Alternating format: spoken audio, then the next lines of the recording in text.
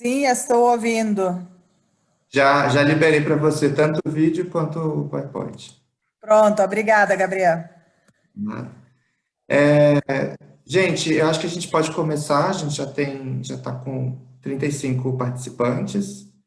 Já passou um pouco do nosso tempo previsto de início. Meu nome é Gabriel Vitorazzo, eu sou gerente de projetos no PNUD e vou pedir para a Betina fazer a abertura desse segundo webinar da nossa série de webinars. Bom dia a todos e a todas. É um prazer que nós voltamos para a segunda série do webinar que nós realizamos com o Itaipu Binacional. Hoje o tema vai ser Boas Práticas no Mundo que contribuem para o alcance das metas ODS. Nós temos na coordenação desse evento o gerente de projeto do PNUD, que é o Gabriel, que abriu agora o nosso webinar. Vamos ter, na sequência, a nossa colega também do PNUD, que coordena a área de desenvolvimento territorial, Ieva, que vai nos trazer a abordagem do desenvolvimento territorial do PNUD, as metodologias e alguns estudos de caso. Na sequência, nós vamos ter a apresentação da nossa colega de Itaipu Binacional, a Lígia, que também vai trazer e expor para a gente alguns estudos de caso que foram abordados por Itaipu no âmbito da Agenda 2030.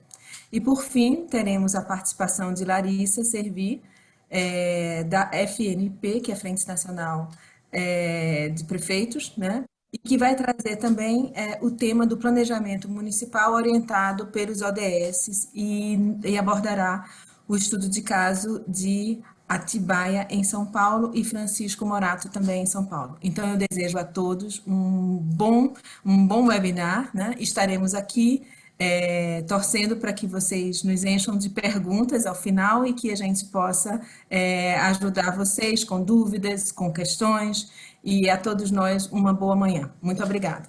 Gabriela, é com você. Obrigado, Betina. Deixa eu começar a transmitir aqui.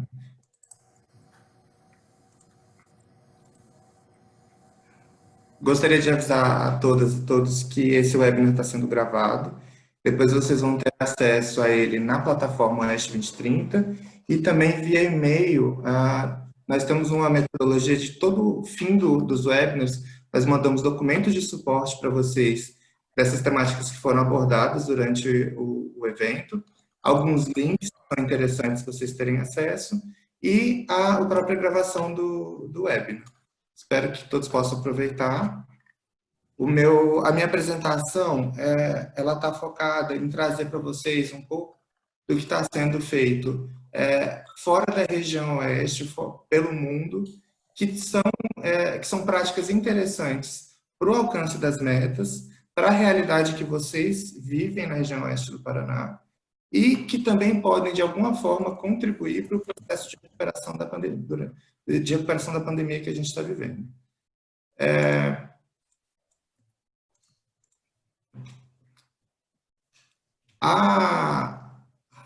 Durante uma apresentação da Carolina Freire sobre o município de Jaguariúna, eu vi ela falar que ela não gostaria que Jaguariúna virasse uma ilha dentro da região onde eles estão. E eu acho que essa analogia de não termos municípios que são ilhas é muito interessante quando a gente pensa em desenvolvimento. Porque quando nós temos municípios que se desenvolvem muito rápido, sem levar em conta todo o contexto, e o contexto não consegue acompanhar esse desenvolvimento, nós temos um município que em algum momento vai ser sobrecarregado pelo contexto que ele está inserido. Pelos municípios que não têm uma área de saúde tão desenvolvida, ou uma área de educação, ou mesmo a questão social melhor organizada. Então, quando pensarmos o desenvolvimento dos municípios, nós temos que pensar também no contexto que eles estão, e a disseminação de boas práticas e também a disseminação de lições aprendidas, de erros e de acertos, ela colabora muito para que todos os municípios, para que a região que a gente está inserido, possa acompanhar e se desenvolver num passo pelo menos parecido com o que a gente está desenvolvendo. Essa plataforma que eu estou trazendo aqui para vocês hoje é a plataforma desenvolvida pelo Departamento das Nações Unidas de Assuntos Econômicos e Sociais, a UNDESA, e ela congregou no boas práticas desenvolvidas no mundo inteiro para a Agenda 2030. Quando você entra lá, você pode fazer um filtro por ODS, por palavras-chave, e entender o que está sendo feito em relação a isso, que pode contribuir para o alcance das metas. O primeiro exemplo que eu vou trazer para vocês é de uma rede de organizações sem fins lucrativos de Bangladesh, que utiliza a rádio comunitária para levar informação educacional sobre ODS e Covid. O que me chama a atenção, né, nessa prática que foi feita em Bangladesh? É que, assim como Bangladesh, o Paraná também tem uma rede de rádios comunitárias muito desenvolvida. Hoje, se eu não estou enganado, as rádios comunitárias do Paraná têm um alcance de 3 milhões de ouvintes. Então, ela realmente consegue atingir uma parcela grande da população paranaense. E a rádio comunitária, o formato que a gente tem de transmissão de conhecimento, de conteúdo, ela também consegue acessar pessoas que não tiveram acesso a uma educação formal. Então, você consegue ainda passar informações que são muito importantes para uma população que não acessaria um curso, que não acessaria um livro, ou nem mesmo acessaria a internet.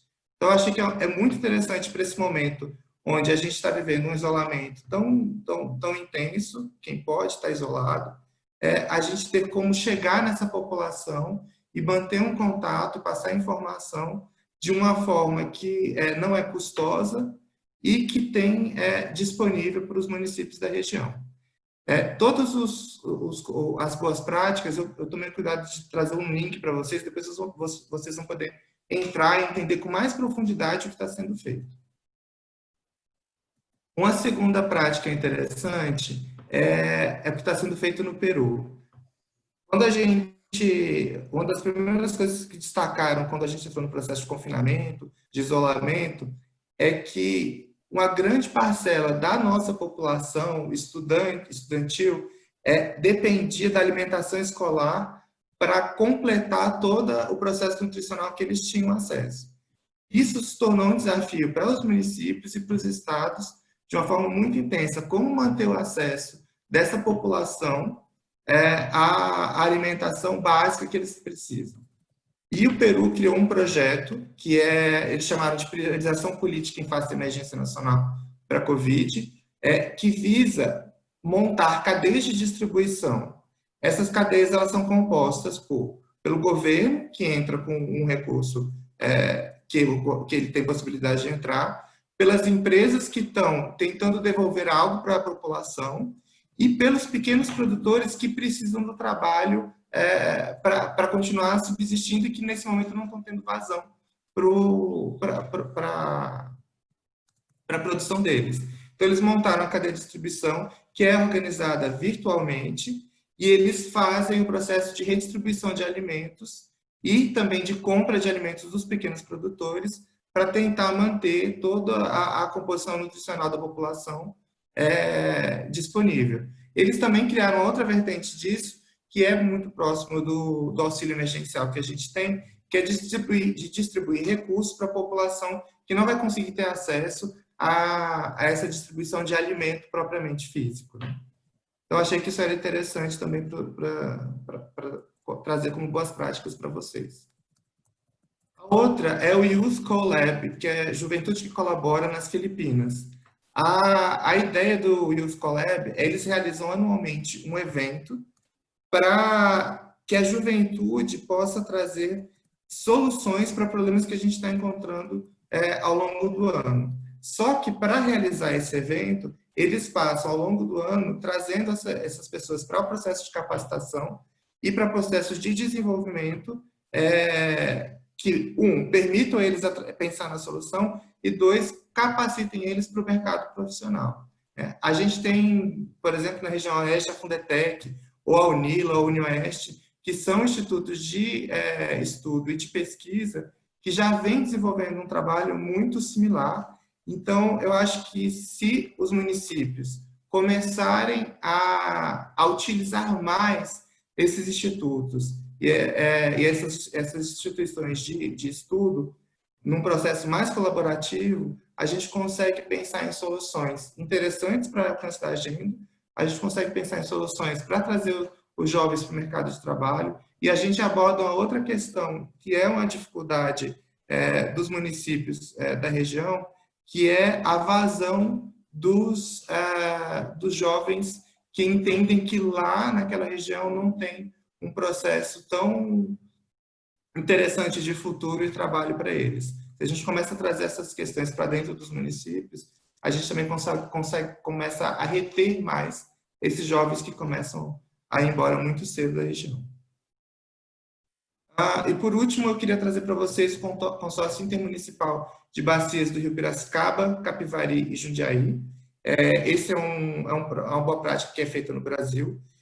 É interessante porque vocês já fazem um trabalho muito intenso de preservação ambiental, de preservação de nascentes, né, de trabalhar a segurança hídrica, mas é muito interessante que vocês comecem a pensar na ideia de consórcio municipal, na ideia de unir os municípios para que a região se desenvolva de uma forma mais uniforme.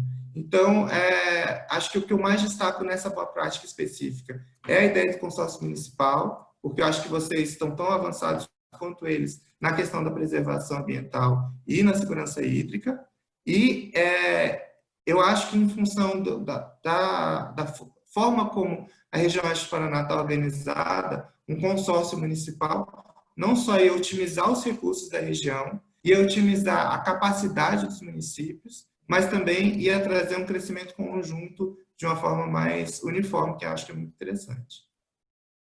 As principais mensagens que a gente traz para vocês são: os meios alternativos de comunicação, eles podem facilitar a mobilização e a absorção de informação, principalmente durante um momento de isolamento e de confinamento.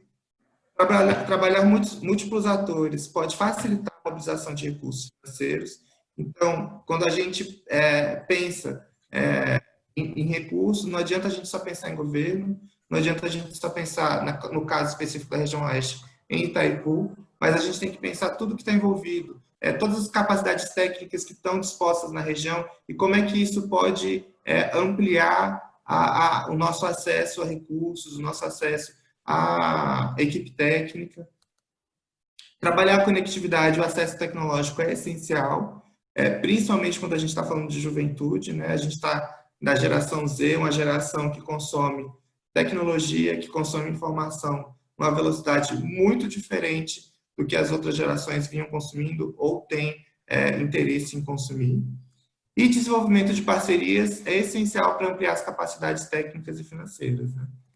Vamos buscar universidades, vamos buscar institutos de pesquisa, organizações sem fins lucrativos, que já tenham alguma capacidade e que, junto com os municípios, possam ampliar esse processo. Isso é o que eu tinha para trazer para vocês hoje. E agora eu vou abrir o espaço para a Eva trazer um pouco sobre o desenvolvimento territorial e o que o Peru está fazendo. Eva, com você. Ok. Obrigada, Gabriel. Eu vou aqui tentar agora projetar uma reflexão que eu aqui elaborei para compartilhar com vocês hoje. Gabriel, relembra quanto tempo tenho? Em torno de 20 minutos, meia hora, não sei. Fique à vontade. Tá. Me avisa, por favor, quando chegar assim, uns 5 minutos até o fim, para eu poder, talvez, encurtar se eu me prolongar em alguns itens, mas eu vou tentar me encaixar nesse período. Então, Eva Lazarevičiūtė, eu coordeno aqui dentro do Penugia o nosso trabalho com a implementação de uma agenda de cooperação descentralizada, né? O Penugia entende muito bem que para o país como o Brasil, mas de fato para país de qualquer tamanho, né, é necessário trabalhar de uma forma intensa com governos subnacionais, tanto pela importância desse nível de gestão, de governança, quanto pelo contato direto desses governos com comunidades, né? E a gente sabe que a Agenda 2030 chama a não deixar ninguém para trás, então a gente avalia que esse nível de governança é essencial para poder cumprir com esse chamado, né? Mas também por entender que as médias nacionais, e aí a Bettina, a Gabriel e a equipe de nosso desenvolvimento humano mais até conhecedores do que eu dessa realidade, né, por estarem trabalhando com dados diariamente.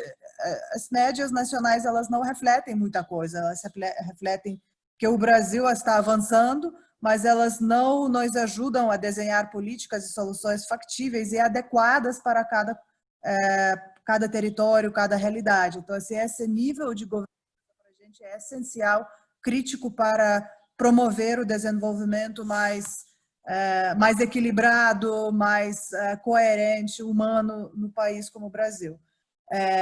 Na nossa priorização, nós temos claramente destaques para regiões Nordeste e Norte, que são as regiões com os índices de desigualdade mais altos e os índices de desenvolvimento humano mais baixos no país. Então, essas as nossas priorizações. Contudo, isso não significa que nós não trabalhamos com outras regiões. Obviamente, vocês sabem muito bem, né, mesmo olhando ao seu redor, que em cada município, por mais avançado que ele seja em termos econômicos, sociais, existem comunidades que estão ficando para trás. Então, obviamente, a gente, por priorizar essas duas regiões no país, a gente não exclui as demais. Muito menos no momento de crise que estamos vivendo, né? Crise que está afetando de uma forma muito diferente todos. E às vezes a gente vê que até os municípios que de primeira vista poderiam estar mais bem preparados para uma crise sanitária como a do Covid-19, não necessariamente estão lidando com a crise de uma forma muito tranquila. Então, nesse sentido, eu queria também tranquilizar que por a gente estar priorizando as duas regiões Norte e Nordeste, não significa que as demais a gente está excluindo. De jeito nenhum, muito ao contrário, estamos trabalhando com todos. No caso do Covid, o que a gente enxerga, né, que o seu impacto em praticamente todos os ODSs está sendo muito forte. Em alguns dos ODSs, como os ODSs vinculados a questão de pobreza, questões de gênero, educação, mesmo alimentação, trabalho e renda, cidades, desigualdades, e também o ODS 16 e 17, que é de parceria de governança, paz, justiça e instituições eficazes, está sendo muito negativo. Tem alguns ODSs, como os ODSs ambientais, digamos assim, que ainda é por ver como que vai ser efetivamente esse impacto no fim das contas. Em alguns casos, nós enxergamos redução de emissões, mas em outros aspectos, como, por exemplo, o uso das energias, necessidade pela energia crescendo em áreas onde ela não era tão necessária, por exemplo, nas áreas residenciais, o que também respinga no ODS 9, que é de infraestrutura. Então, acho que esses impactos ainda não são visíveis e eles vão também depender muito de como que vai ser estruturada a abordagem de recuperação. Porque se a abordagem de recuperação pós-pandemia for estruturada de uma forma não verde, não sustentável ambientalmente, então qualquer impacto positivo que possa ter tido a pandemia por restringir os movimentos, emissões e tudo mais, vai ser revertido e nós vamos acabar de volta na mesma situação, a não ser pior situação pela urgência de resposta efetiva que é necessária. A rede o Sustainable Development Solutions Network, a rede de soluções de desenvolvimento sustentável, que é uma rede global da qual o Brasil faz parte também, existe uma rede brasileira também, produziu um relatório anual dos ODS, no qual também inseriu um ponto sobre o Covid, e como que os países lidaram com o Covid, e como que, o que seria necessário para, então, mitigar ou até reverter impactos negativos a implementação dos ODS e a Agenda 2030 no mundo. E eles recomendam, por exemplo, 6 transformações radicais que seriam importantíssimos para tanto recuperação quanto para lidar com futuras crises. E, infelizmente, o recado que nós estamos recebendo dos nossos colegas do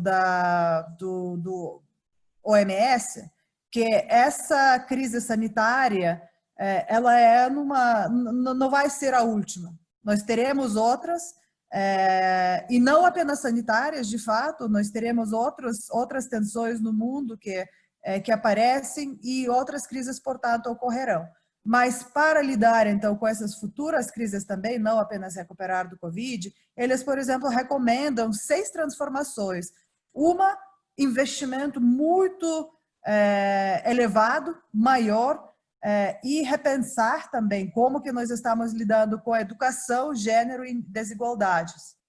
Obviamente, saúde e bem-estar, questões demográficas e segunda transformação.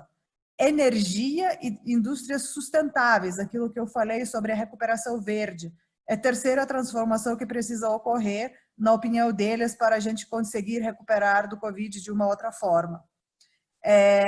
Como que nós trabalhamos a nossa terra, como que é a nossa agricultura, como que nós tratamos as águas e oceanos, outra transformação.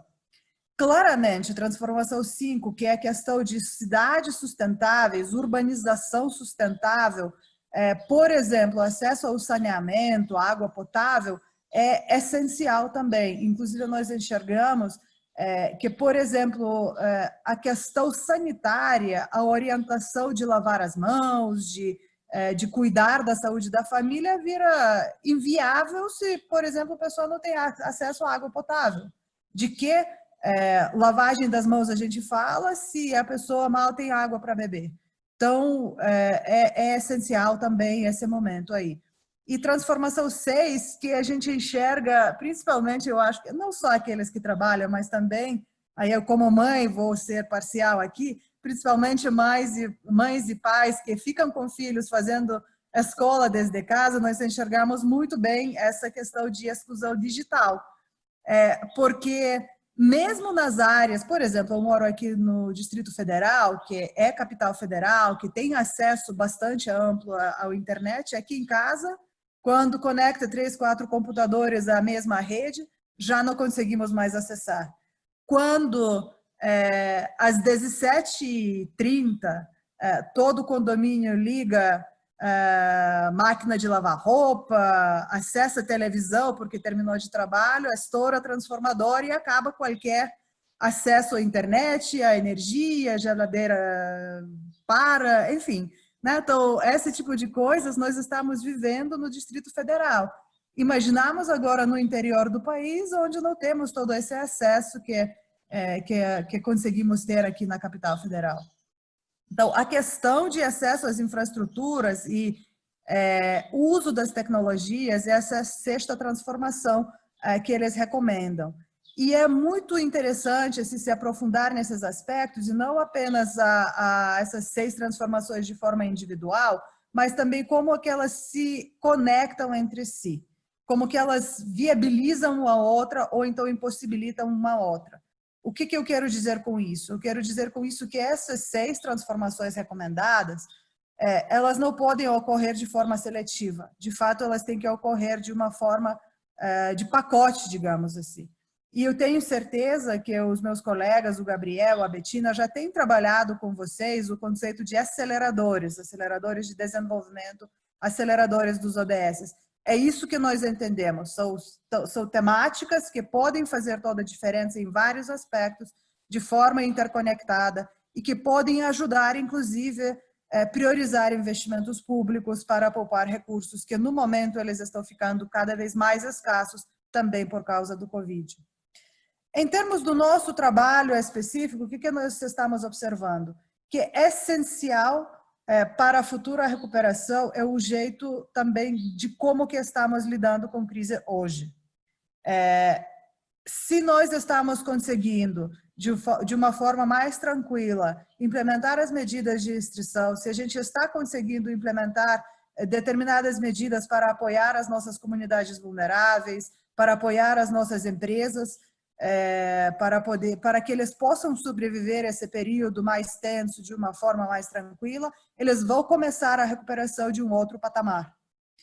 Se nós esperarmos o momento do Covid terminar e aí recomeçar o processo de recuperação, não vai dar muito certo. Nós começaremos de um ponto muito para trás do resto do país. Então, o momento de atuar é agora, não é daqui a pouco, não é quando forem finalizadas as medidas de isolamento social e tivermos vacina. A procura pelas soluções deve ocorrer agora. Novamente, essa rede que eu mencionei no seu relatório anual de ODS fez uma análise bastante interessante relacionando até a questão do preparo para reagir ao Covid, como que os países reagiram ao Covid, aos ODS. E uma das conclusões que eles fizeram foi que não necessariamente o nível e lugar na tabela global, no ranqueamento global de ODS, ou mesmo IDHM, reflete quão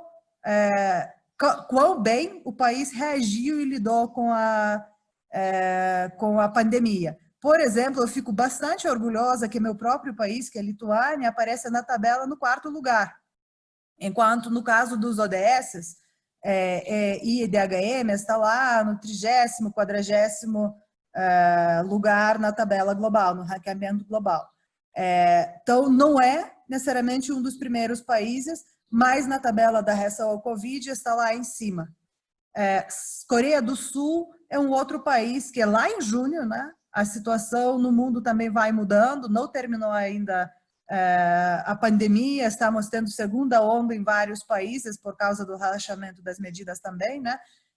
Mas Coreia do Sul, lá em junho e julho, quando foi publicado esse relatório, estava entre o melhor país lidando com Covid, né?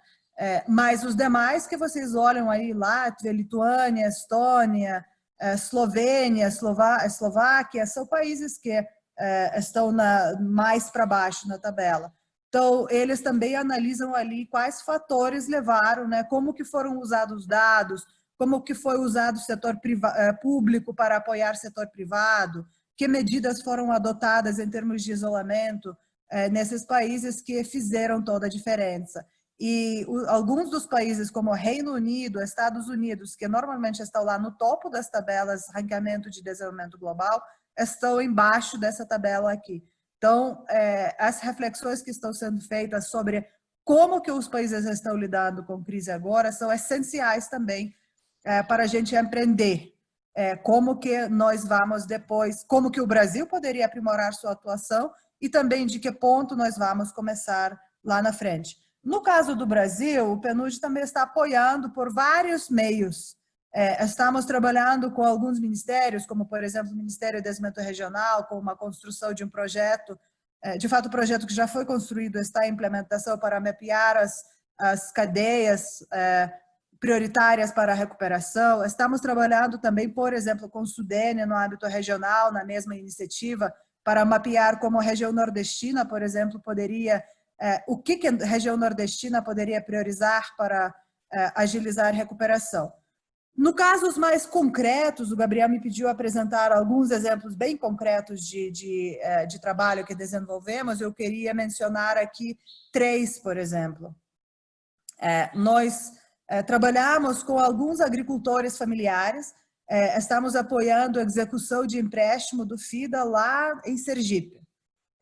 Trabalhamos com 4 regiões mais no interior do estado.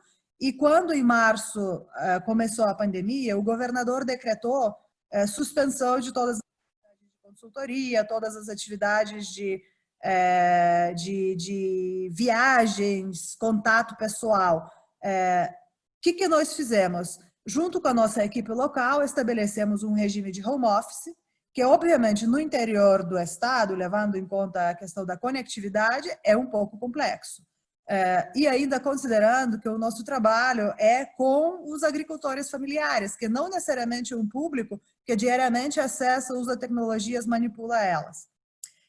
Então, a ferramenta que foi utilizada para apoiar de todo jeito esses agricultores foi o WhatsApp.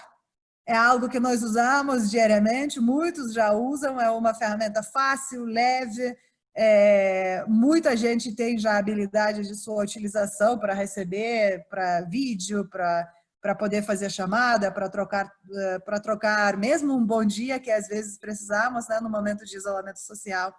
Então, esse WhatsApp também foi uma ferramenta essencial e sendo utilizada até o ponto, por exemplo, de acompanhar cirurgia veterinária por meio de um vídeo, uma conexão WhatsApp, uns vídeos de WhatsApp também, ajudando o agricultor tratar o seu cabrito ali para poder continuar com o seu trabalho que gera renda para ele. Então, essa foi uma utilização para prestar assistência direta, além de checar como que estavam indo as vendas, porque, obviamente, os agricultores, com a suspensão das atividades produtivas atividades de comercialização presencial, né, ou seja, feiras, perderam a oportunidade de venda.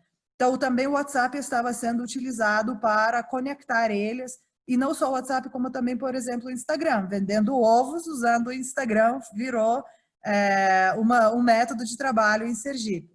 Mas também o que foi importante, que esses assessores apoiaram não apenas os agricultores na continuidade da sua produção, mas também articularam aquelas feiras, mercados que compravam anteriormente esses produtos entregues presencialmente e agora perderam esse contato. Então, também houve essa articulação com o comprador, que foi essencial para garantir que os agricultores recuperassem praticamente 90% da sua comercialização.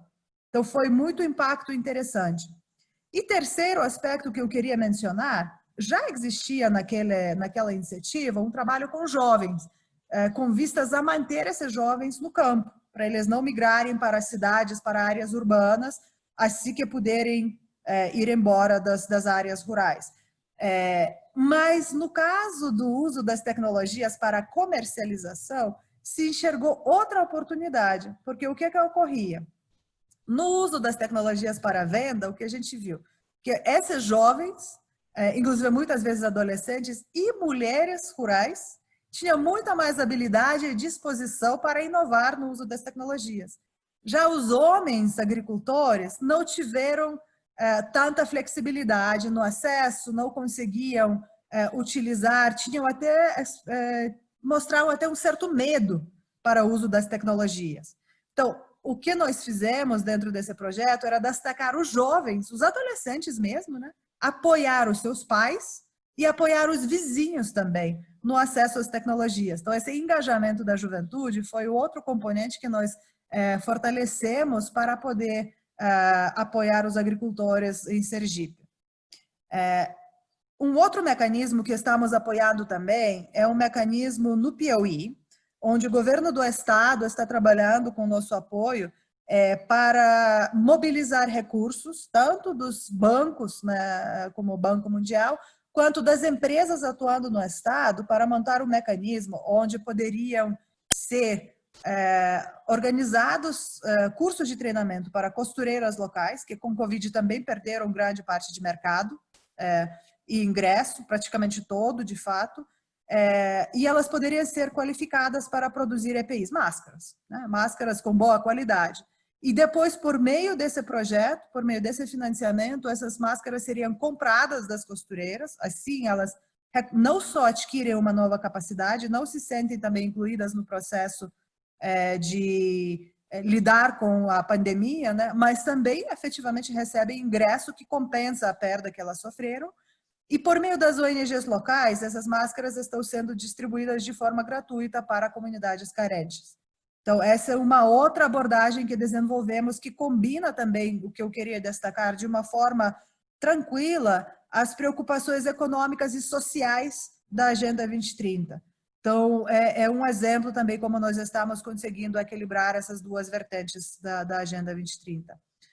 E, obviamente, também tem trabalho de uso de portais que já estavam existentes, mas agora adaptação de portais de comercialização. No caso do Piauí, nós estamos trabalhando com uma experiência no sul do país, ou do estado, me desculpem, onde uma comunidade de orgânicos tinha um processo apoiado por nós de estruturação de um portal de comercialização que agora está sendo ampliado para incluir outras comunidades para poder comercializar seus produtos. Eu posso enviar para Gabriel links dessas experiências todas para que ele possa compartilhar com vocês para a leitura mais aprofundada. Gabriel, quanto tempo ainda tenho? Já acabou? 5 minutos. Opa, olha! Bom, então, indo para frente, olhando para já pós-Covid, o que a gente enxerga, então, construindo acima do que está sendo feito agora? A gente vê que esse trabalho que micro e pequenas empresas poderia ser levado mais para frente e estruturado mais ainda, se nós fortalecêssemos mecanismos de compras locais. O que nós observamos já na atuação comum e ainda agora mais reforçado por meio, por exemplo, dessa experiência em Sergipe e no Piauí? Que, de fato, por exemplo, o PA, que já é programa pré-existente, não necessariamente já está sendo utilizada tanto quanto poderia ser utilizada, por exemplo, para compensar a perda de ingressos durante uma pandemia por parte dos agricultores, mas também para garantir um certo equilíbrio na alimentação.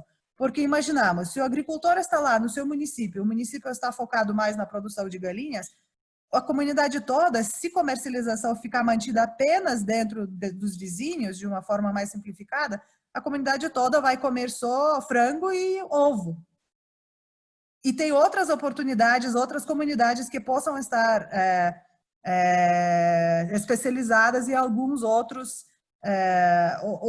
produtos. Então, uma troca por meio de uma compra local, por meio de um PEA, por meio de uma cadeia já existente onde esses produtores, seja agriculturais, seja qualquer outro produto, possam ser inseridos, seria uma resposta muito efetiva, não apenas para sair dos efeitos, mitigar os efeitos do Covid, como também para se preparar para futuras crises de qualquer natureza.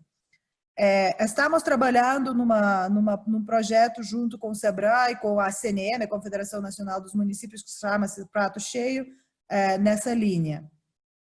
A questão de acesso às tecnologias e conectividade, aquela questão da exclusão digital. O Covid destacou, como eu já falei, nessas diferenças, quando mesmo nos lugares com maior acesso a gente está tendo dificuldade. Imaginam as pessoas que não possuem nem conectividade, nem máquinas, nem capacidade, habilidade de lidar com essas máquinas. Então, essa pandemia está aprofundando a exclusão digital. A gente precisa lidar com isso, a gente precisa resolver essa situação de uma forma mais rápida. No caso do PNUD Brasil, estamos trabalhando com o consórcio do Nordeste, muito nessa linha, novamente focado na região Nordeste, no caso, né? Mas as experiências podem ser disponibilizadas e replicadas posteriormente em outras regiões. Outro aspecto, ampliar acesso a serviços governamentais via rede, governo chamado. E podem ser abordagens diferenciadas no âmbito nacional, no âmbito estadual e no âmbito municipal de uma forma mais simplificada. Mas é algo que precisa ser trabalhado e pode, inclusive, gerar emprego, gerar soluções de recuperação pós-Covid, agilizar e melhorar ambiente para negócios, que, por sua vez, ajuda a recuperação também.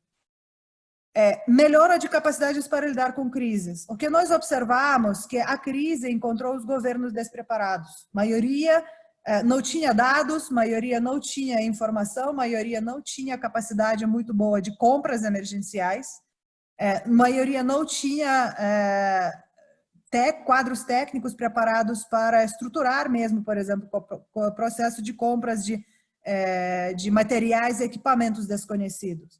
Então, o trabalho tem que ser iniciado agora com reestruturação e melhora de capacidades para licitações públicas ágeis e transparentes.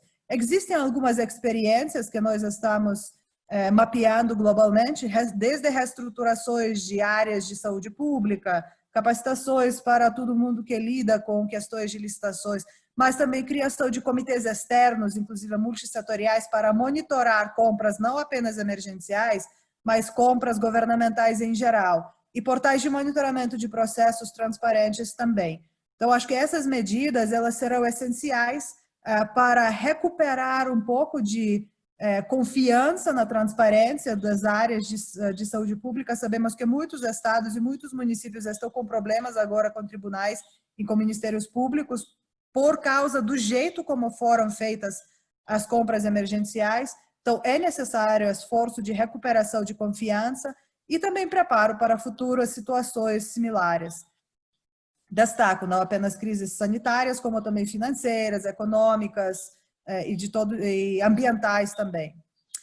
Mencionei dados e informações confiáveis. O que nós ouvimos mais eram os governadores, né, Bettina, reclamando que não tem como conseguir dado comparável de um estado para o outro, dado confiável, todo dia muda, um apresenta dado de uma forma, outro de outra forma, e o que se faz com esse dado é toda uma pergunta separada. Então, trabalhar as capacidades para recolher dados atualizados e confiáveis e também transformar esses dados em políticas públicas é algo essencial.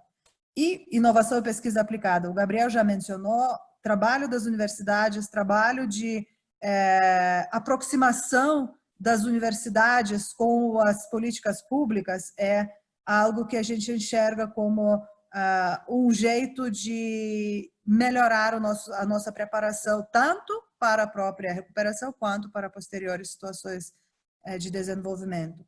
E bem rapidamente, como último ponto, eu queria mencionar aqui uma reflexão que o Banco Mundial fez sobre algumas crises anteriores e como foram formuladas as políticas para apoiar micro e pequenas empresas e negócios informais para a recuperação dessas crises. Eles olharam tanto a situação pós-tsunami lá na Indonésia e países adjacentes, eles olharam para a crise global financeira em México e o que foi feito com as empresas, eles olharam também o que foi feito em BNDES na concessão de crédito simplificado por meio de bancos comerciais em 2010, também para apoiar com a recuperação. O interessante, eu não vou entrar aqui em detalhes, em todos esses casos houve, de um jeito ou de outro jeito, oferta de recursos, subsídio financeiro para empresas de vários tamanhos, alguns com condicionantes, outros sem condicionantes. Todas essas pesquisas foram construídas de uma forma muito robusta academicamente, tinha grupos de controle, ou seja, comparação de empresas que receberam apoio e que não receberam, empresas em uma condição e outra condição, para poder se chegar a conclusões. O que foi observado? No caso do tsunami, o gráfico aqui mostra as empresas que receberam direto subsídio de $200, que no caso dos micro e pequenos, é um valor muito grande, muitas vezes igual a todo o estoque de capital daquela empresa, né? Então, as empresas que receberam, que são representadas pela linha contínua, a linha lá em cima do gráfico, recuperaram rapidamente. Em um ano, elas já tinham recuperado, em 2 anos já tinham ultrapassado o nível de lucros que elas recebiam antes do tsunami. Já a linha inferior, que é a linha pontilhada, não sei a palavra certa aí, mas essa linha representa empresas que não receberam nada. E essas empresas, em 3 anos, ainda não tinham recuperado os seus lucros nem as tops. Então, impacto muito claro. No caso do México, aqui, também enxergamos no gráfico que as empresas que tiveram acesso ao subsídio, elas a linha azul mais escura, elas recuperaram de uma forma muito mais rápida. Já as empresas que não se qualificaram a esse subsídio, que é a linha azul mais clara, elas continuam ainda em recuperação e não conseguiram chegar aos patamares pré-crise. E, por fim, no caso do exemplo brasileiro, o que foi evidenciado que a disponibilidade de crédito certamente fez efeito, mas não chegou a alcançar as micro e pequenas e os informais, por uma razão muito simples. Esses grupos de pessoas e empresas não conseguem acessar bancos comerciais. Então, principais conclusões dessas comparações, eu quero deixar aqui isso como último ponto aqui da minha fala aqui, são os seguintes: transferências diretas de recursos por meio de um subsídio certamente tem impacto muito grande, como mostrou tanto o exemplo do México quanto o exemplo da Indonésia e outros países pós-tsunami.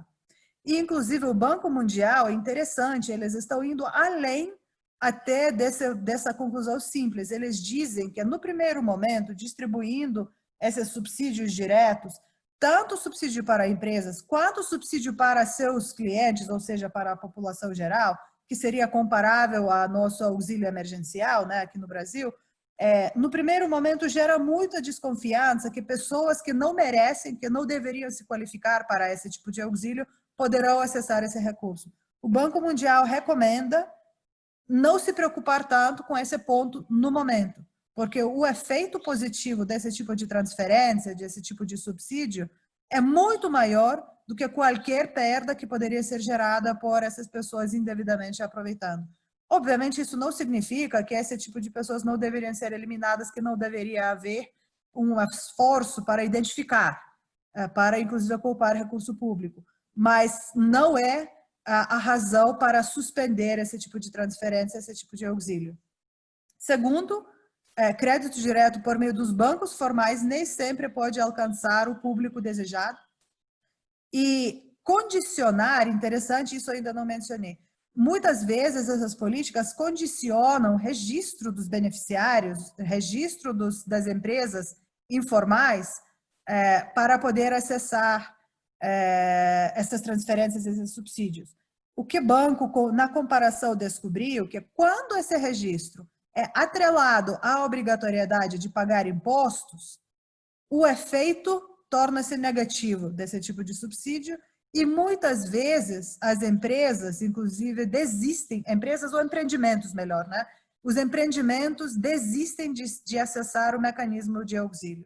Então, são conclusões muito interessantes, conclusões que foram publicadas pelo banco por meio de vários webinars nos últimos tempos, que acho que poderiam também dar um ponto de reflexão.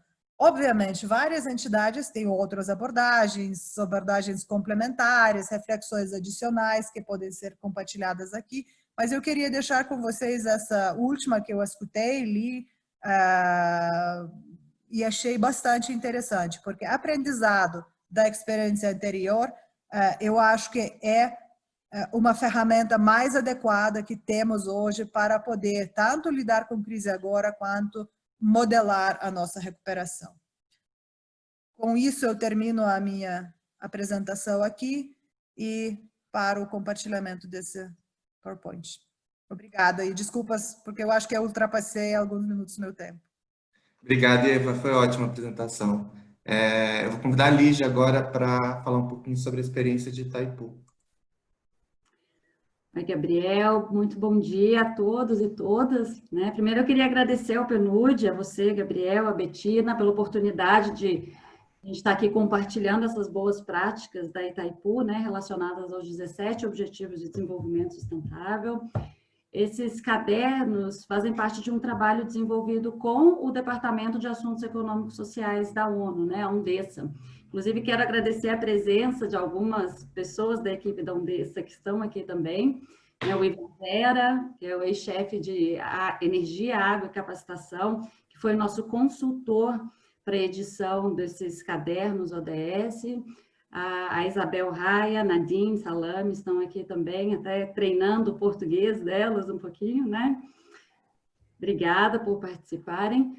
Os colegas da Itaipu, né, esse foi um trabalho, muita gente enviou fichas com várias informações e muita gente trabalhou bem de perto no desenvolvimento desses cadernos, nosso superintendente de gestão ambiental, o Ariel Scheffer, a engenheira ambiental da Margem Paraguai, Maria Eugênia Alderete, assessor de imprensa, o Romeu também, obrigada aí pela parceria diária no desenvolvimento desse trabalho. As painelistas, né, prazer dividir esse espaço com você, o Gabriel, hoje maioria mulheres aqui, né, e Eva, muito obrigada, excelente sua fala, Larissa também. E todo mundo que está aqui presente, tem bastante gente da região, que eu vejo aqui, que conhece na prática tudo isso que a gente vai falar, esses cases da Itaipu que a gente vai falar, né, e que são fundamentais no processo e na efetividade dessas ações mesmo. Então, como a gente tem um público um pouco diverso aqui, né, a gente vê que tem gente que conhece bem as ações e outras pessoas nem tanto, só queria fazer um breve resumo, assim, do que eu vou falar do que é a Itaipu, como que a sustentabilidade, esses princípios da Agenda 2030 estão inseridos na empresa, assim, desde a sua concepção mesmo.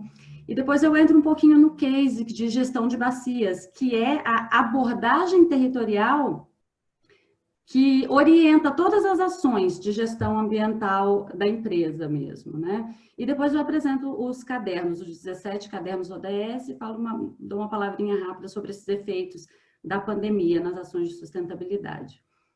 Tá bom? Bom, Gabriel, acho que você está passando os slides aí, né? Vamos lá para o primeiro, então. Por favor. Bom, aqui é Itaipu, né? Ela é a maior geradora de energia limpa e renovável do planeta. Tem uma potência instalada de 14.000 megawatts. E, pelo tratado, metade da energia produzida pertence ao Brasil e metade ao Paraguai. Como o Paraguai não tem a demanda de todos esses 50% de que tem direito, ele acaba vendendo ao Brasil o que ele não precisa. Então, normalmente, o Brasil fica com 90% da energia produzida pela Itaipu, o que fornece cerca de 11% da energia consumida no Brasil, e os cerca de 10% produzido pela Itaipu, que vão para o Paraguai, fornecem 88% da energia consumida lá.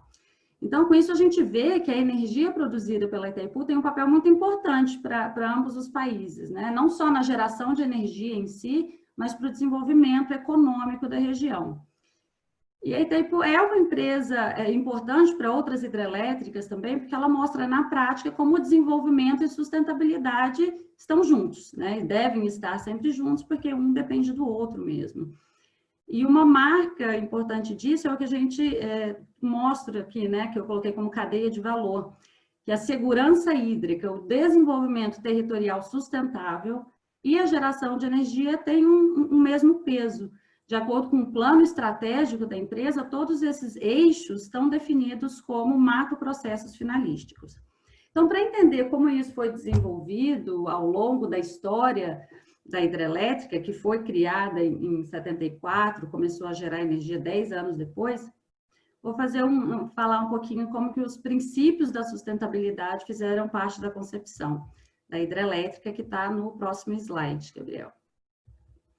Tem uma linhazinha do tempo aí, que mostra que em 1973, quando o Tratado de Itaipu foi assinado pelos governos brasileiro e paraguaio, teve um relatório especial que reconheceu os efeitos ecológicos da formação de um reservatório.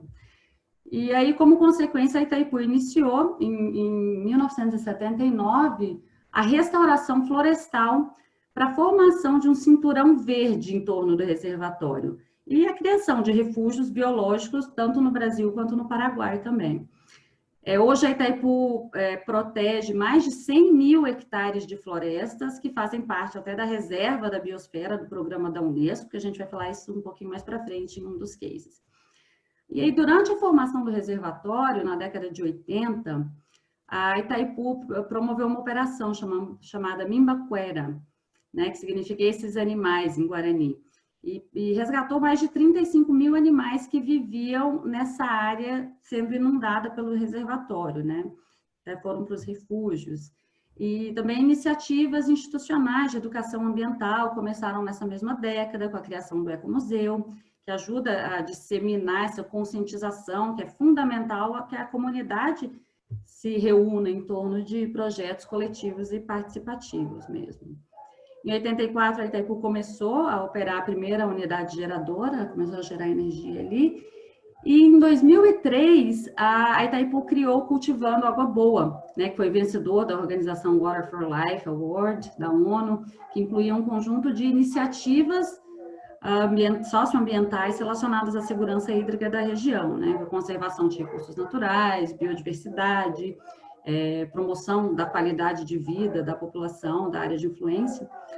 E as experiências vividas nesse programa ajudaram a melhorar e ampliar o escopo do programa, que agora é aplicado em todas as ações socioambientais da Itaipu, né, que a gente chama de gestão por bacias. Então, isso reflete uma evolução nesse processo de gestão mesmo, implantação de ações no território, e que são realizadas de uma forma integrada, promove a conservação dos serviços ecossistêmicos, melhora a qualidade de vida e prolonga a vida útil do reservatório, que naturalmente permite a geração de energia por mais tempo.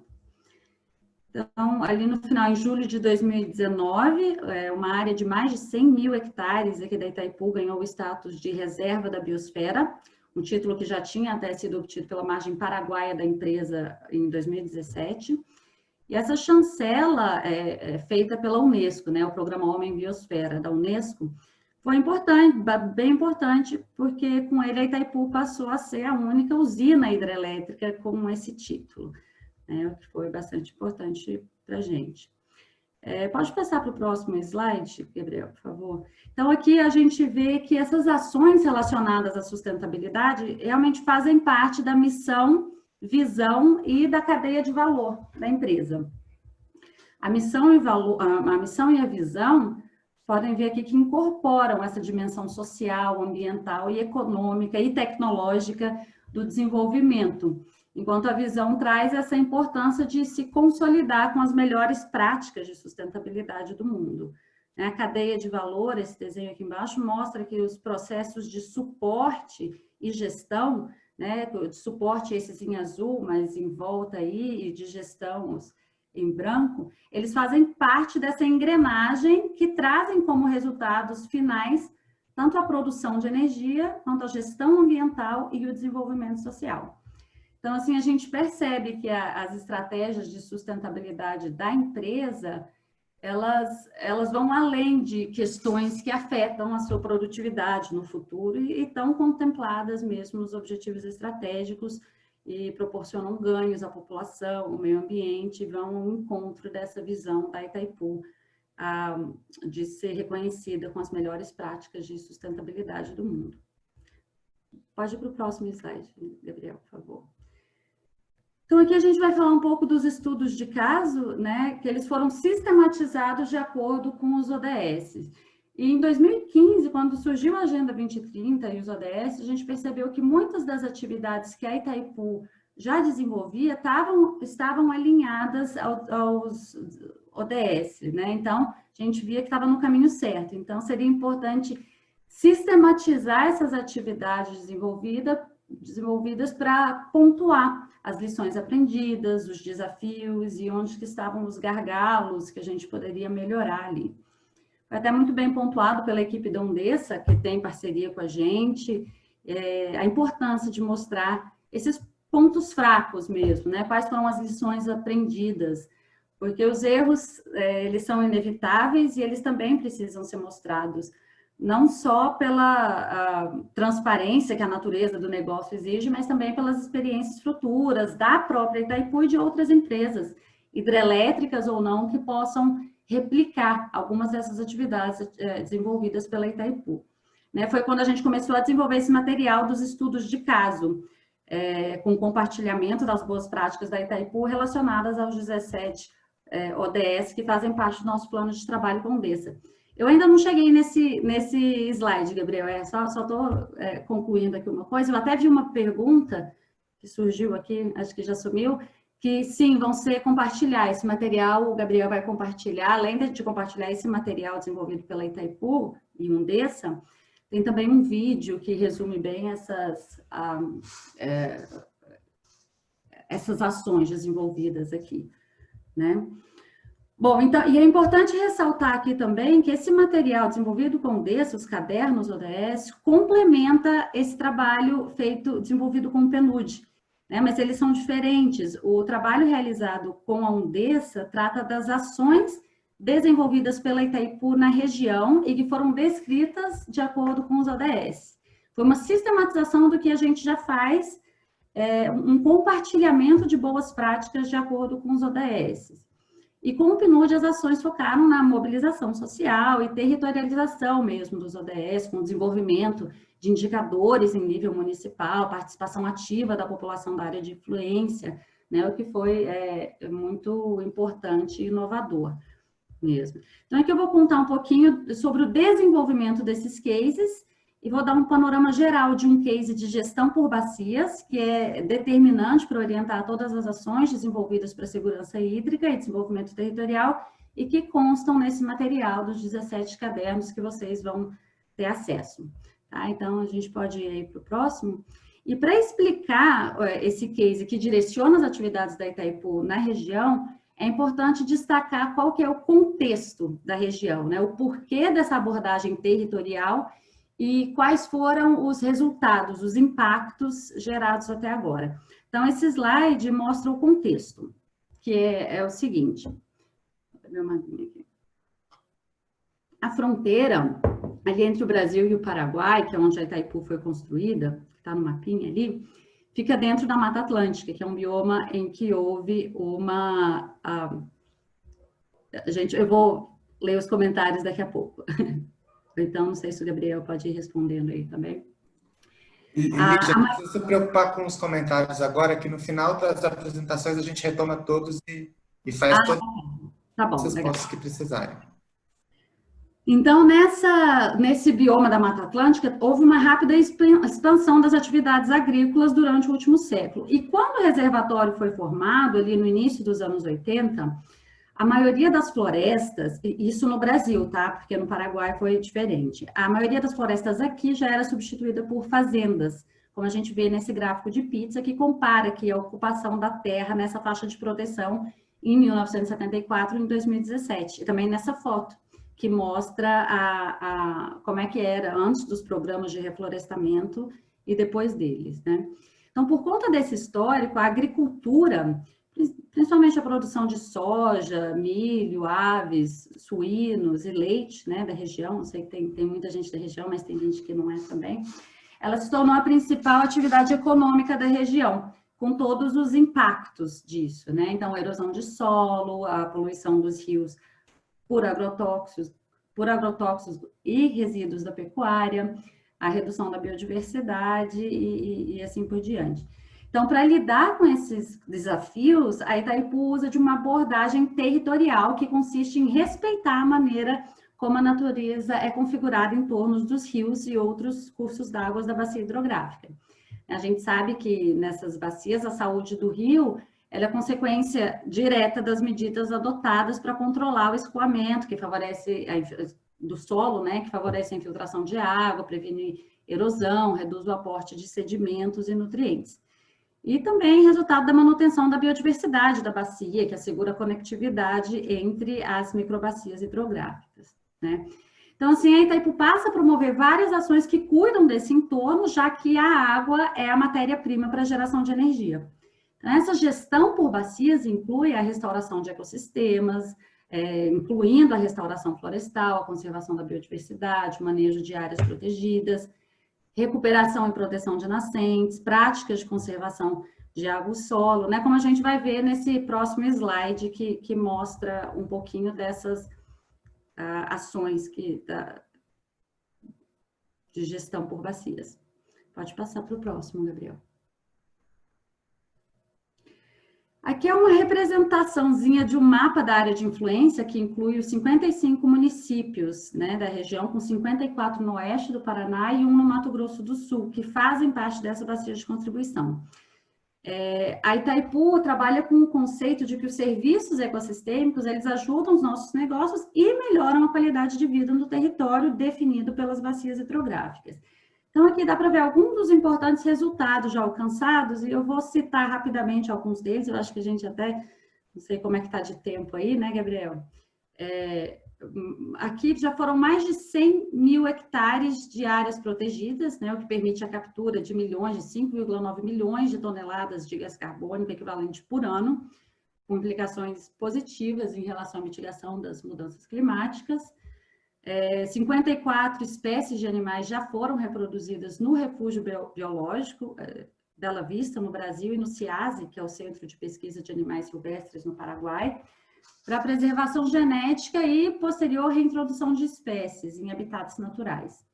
Mas aqui a gente vê quase 500 nascentes estão protegidas, isso contribui para recuperar a cobertura florestal, reter o solo, minimizar a contaminação da água pelos resíduos tóxicos, né, principalmente os agroquímicos. Tem uma área aqui de mais de 40 mil hectares que já passaram por práticas de conservação de água e solo. 1.600 quilômetros de estradas rurais já foram adequadas para melhorar o escoamento da água da chuva, proporcionar melhor qualidade e quantidade de água no reservatório da Itaipu. E temos várias outras atividades que vocês vão conhecer melhor também no caderno ODS, né? Então, aqui a gente viu qual que é a abordagem geral para as ações desenvolvidas pela Itaipu. Os cases nos cadernos ODS trazem cada uma dessas atividades separadas de acordo com os ODS, como na imagem que a gente vai ver a seguir na próxima tela. Aqui são os cadernos, a imagem dos 17 cadernos que estão disponíveis já, quem quiser, não sei se o Gabriel vai mandar logo depois aqui desse webinar, mas ele estão disponíveis no site, nosso site de parceria com a UBESA, Soluções Sustentáveis de Água e Energia. E ao conhecer cada um dos cadernos, vocês vão ver que algumas atividades se repetem neles, justamente porque eles são muito interligados e um depende do outro para se desenvolver. Então, a gente procurou descrever cada atividade no ODS em que ela estava mais diretamente relacionada. Então, vou mostrar para vocês no slide seguinte um exemplo do ODS 15, por exemplo, que é da biodiversidade, né? Em cada um dos cadernos, então, a gente vai ter um sumário com as atividades descritas no caderno. Então, no caso do ODS 15 aqui, não sei, tá pequeno, não sei se vocês conseguem ver, mas tem ali a gestão, manutenção e restauração de florestas na faixa de proteção do reservatório, depois tem a conservação genética para restauração ecológica e assim por diante. São cerca de 5 ou 6 atividades por ODS em média. Acho que a Maria Eugênia compartilhou o link aí para acesso a esse material. E aí, em cada uma das atividades, a gente tem alguns tópicos específicos, como a gente vai ver na tela seguinte. Também tomando como exemplo essa primeira atividade descrita nesse ODS 15, que é a gestão, manutenção e restauração de florestas na faixa de proteção do reservatório. Bom, essa aqui é a foto do corredor de biodiversidade de Santa Maria, que são mais de 900 hectares de floresta nativa e restaurada, preservados, que permite a conexão entre o Parque Nacional do Iguaçu e as áreas protegidas da Itaipu. Então, ao falar de como essa atividade é desenvolvida, são destacados esses tópicos que estão aí em cima, né? O objetivo e a descrição. Então, ali a gente fala um pouquinho do resumo da atividade, qual que é a relação dela com a atividade fim da Itaipu, como e quando começou, qual foi o objetivo de desenvolvê-la. Depois temos as metas do ODS 15 relacionadas, que aprofunda um pouquinho mais e entra nas metas daquele objetivo, daquele ODS, né? Então, por exemplo, se a meta do ODS, a meta 15.1 do ODS 15, que é que até 2020 assegurar a conservação, recuperação e uso sustentável de ecossistemas terrestres e tal, aí a gente faz a ligação disso, da meta desse ODS com essa atividade. Aí aqui a gente vai falar que essa ação trata da restauração ecológica, essa, por exemplo, do corredor de biodiversidade, da gestão, né, dessas áreas protegidas. Trata da restauração ecológica das áreas degradadas, busca recuperar os processos, a diversidade de espécies nos ecossistemas florestais originais, fala também mostra que se está sendo implementado um plano de monitoramento e esse tipo de informação, vocês vão encontrar ali, né? Aí tem os desafios, que é um item bem importante, porque mostra quais foram as dificuldades encontradas ao longo do desenvolvimento daquela atividade e como que elas foram superadas, né?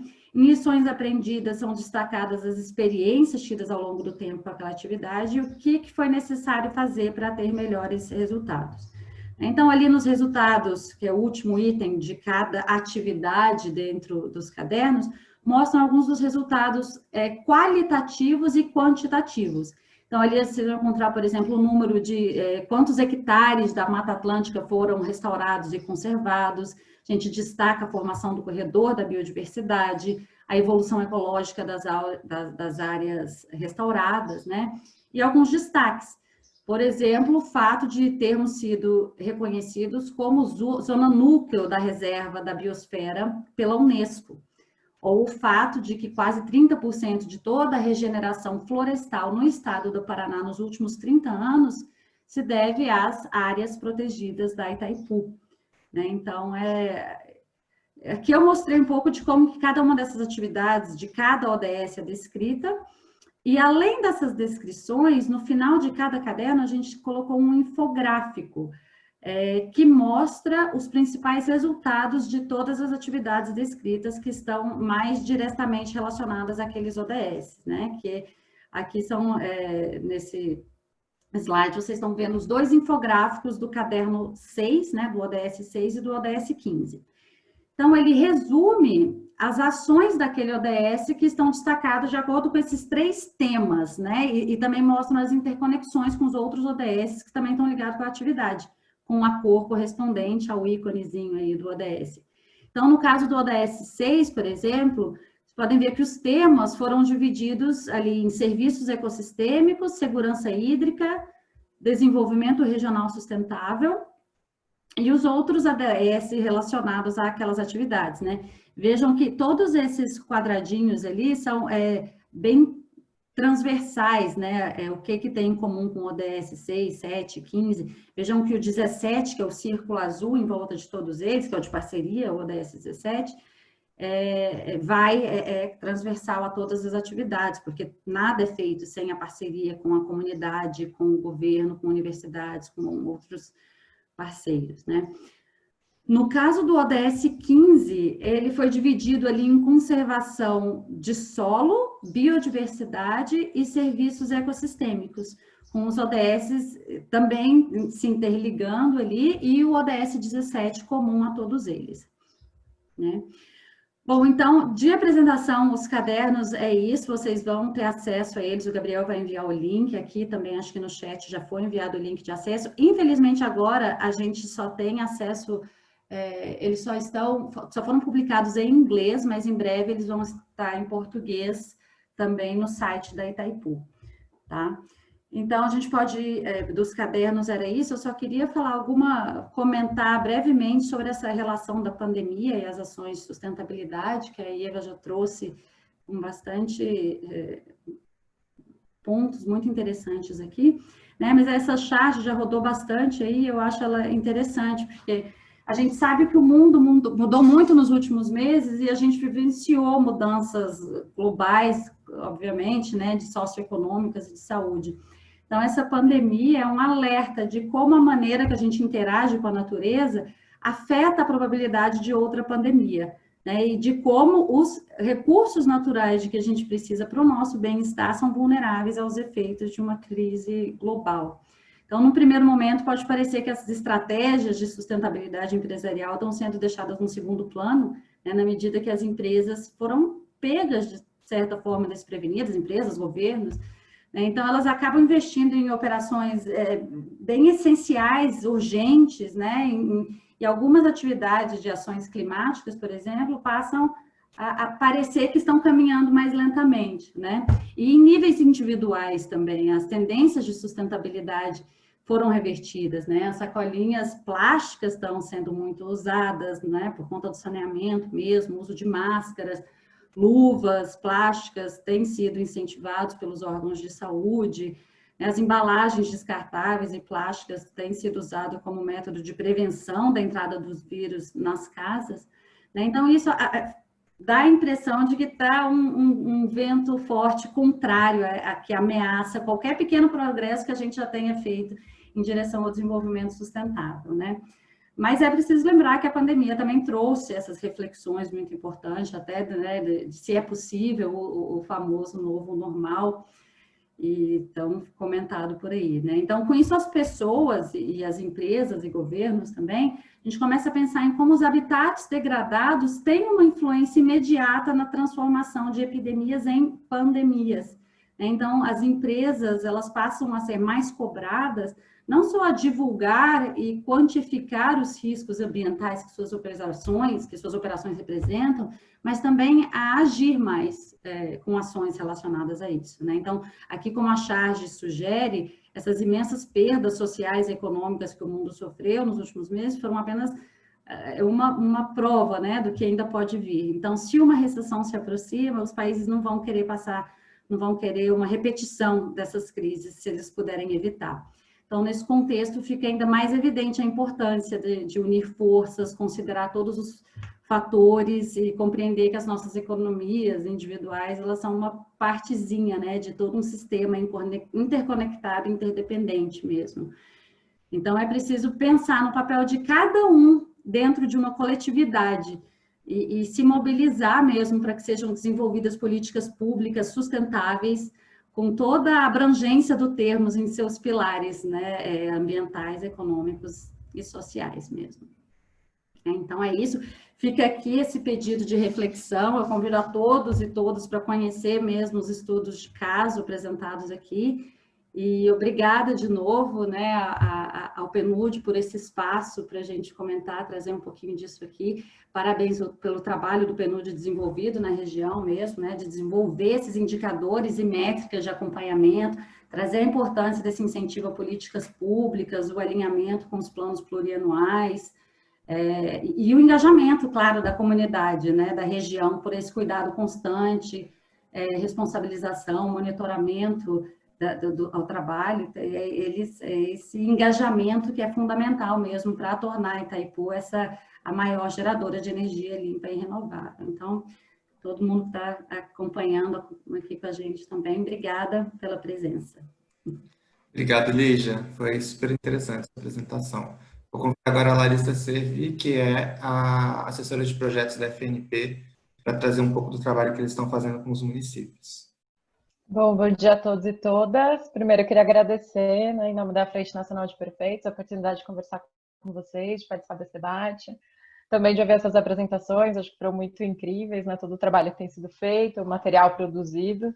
Podem ter certeza que a gente também vai compartilhar com os nossos municípios esses cadernos, enfim, os materiais trazidos pela Eva também. Eu vou compartilhar aqui a minha tela, vamos ver. Vocês estão vendo? Tá, a apresentação, né? Tá tudo certo.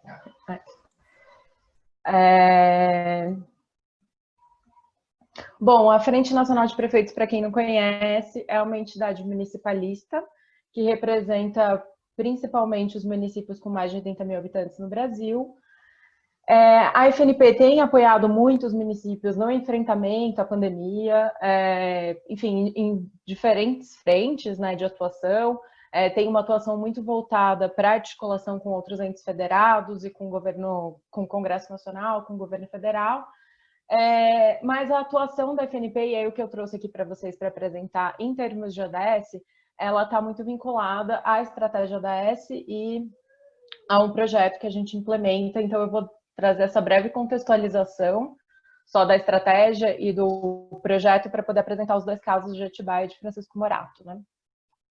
Então, a estratégia ODS é uma rede formada por organizações de todos os setores, né, representativos do setor público, setor privado, academia e universidades, que tem justamente como objetivo incentivar e qualificar o debate sobre objetivos de desenvolvimento sustentável no Brasil, e também fomentar a implementação dos ODS por todos os setores, né? Ela é formada por essas organizações, que vocês conseguem ver aí abaixo, são o Comitê Gestor da Estratégia, além dos associados. E no âmbito da estratégia ODS, a gente implementa o projeto de fortalecimento da estratégia, que é cofinanciado pela União Europeia, coordenado pela Fundação Brinc e a FNP e a Agenda Pública são parceiros. Então, essas duas experiências que eu trouxe para vocês, elas são realizadas no âmbito desse projeto. Atualmente são 57 municípios que fazem parte da rede. A gente até presta apoio para um número um pouco maior, mas que está engajado, que aderiu, que é associado à rede, são 57. No Paraná, nós temos 3 municípios, do oeste do Paraná, Cascavel, é um dos municípios que faz parte da estratégia ODS, mas uma série de outros municípios têm trabalhado ou trabalhou ao longo desses anos, desse último ciclo, principalmente com a Fundação Abrinq, no âmbito do programa Prefeito Amigo da Criança, a elaboração de planos municipais para a infância e adolescência vinculado aos ODS, né? Então tem um engajamento grande do Paraná também nesse trabalho. No âmbito do projeto, nós temos 2 publicações que são um pouco mais centrais, assim, no sentido desse trabalho com os municípios. Que a primeira é o roteiro, que é o Planejamento Municipal e Objetivos de Desenvolvimento Sustentável, que é onde a gente sistematizou uma metodologia de revisão de plano plurianual, também se alimentando de outras produções, do próprio roteiro da ONU no Brasil, e de outras publicações também sobre esse tema de planejamento e ODS, né? E também em parceria com a Prefeitura de Atibaia, que é um dos cases que eu vou apresentar agora. Então, esse material, que também Debra vai compartilhar com vocês depois, ele traz um pouco de como olhar para o plano plurianual à luz dos ODS, pensar nessa revisão, e aí a gente trabalha em nível de objetivo e meta, né, principalmente. E uma segunda publicação, que também é uma metodologia trabalhada pela Estratégia ODS no projeto, é para a elaboração de planos municipais para a infância e adolescência, que é uma publicação da Fundação Brinc, é um trabalho também levado a cabo pela Fundação Brinc, que da mesma forma como a FNP, a gente trabalha com capacitações, apoio técnico aos municípios e esse compartilhamento de materiais de referência e tal. Os dois cases que eu trouxe para apresentar para vocês, assim, a gente tem inúmeras boas experiências no Brasil, né? A gente sabe que ainda tem muito o que avançar em termos de territorialização dos ODS, em termos de implementação dos ODS pelos governos locais no Brasil, mas também nós temos muitas boas experiências, assim. E também eu acabei trazendo dois de São Paulo, eu acho que até trazer esses dois é interessante, porque Atibaia eu vou apresentar um pouco mais do processo, e Francisco Morato eu vou apresentar um pouco mais dos resultados do trabalho deles.